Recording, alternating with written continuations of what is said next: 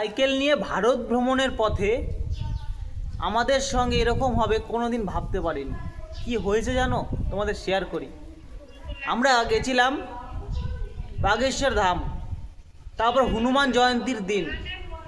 তো সেখানেই গিয়ে কি হলো জানো, সেখান থেকে এই দেখো বাবার হাতের পুজো দেওয়া প্রসাদ হনুমানজিকে, সেই প্রসাদ পেলাম।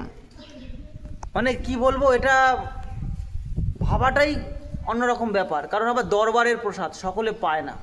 তা আমরা গিয়ে যখন আমাদের পরিচয় দিলাম, কলকাতা থেকে নদিয়া থেকে সাইকেল চালিয়ে এসেছি, আর এই যে আমার বন্ধু যখন বললো তামিলনাড়ু থেকে দৌড়ে এসেছে, তখনই এই প্রসাদটা আমরা পেলাম। তারপর কটার সময় যেন, রাত 11টার পরে। এই দেখো কৈলাসের দ্বারা সূচনা এসেছে, প্রথম সূচনা। তো এইভাবেই তোমাদের ভালোবাসা, তোমাদের আশীর্বাদ, গুরুদেবের আশীর্বাদ, হনুমানজিদের কৃপা নিয়ে আগে যাচ্ছি, আগে যাব। আরও অনেক কিছু তোমাদের দেখাবো, অনেক মন্দির, পাহাড়, জঙ্গল, মানুষজন, সব কিছু। তা বন্ধুরা তোমরা পাশে থেকো আর প্রেম থেকে লিখে যেও জয় জয় শ্রীরাম।